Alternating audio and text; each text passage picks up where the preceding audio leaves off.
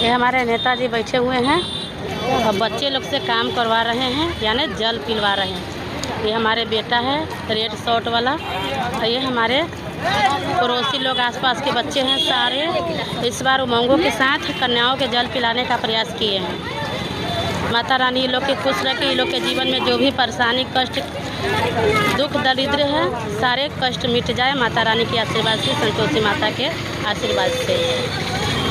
इसीलिए हम माता रानी से कामना करते हैं कि वो अपना आशीर्वाद सदैव अपने भक्तों पे बनाए रखें।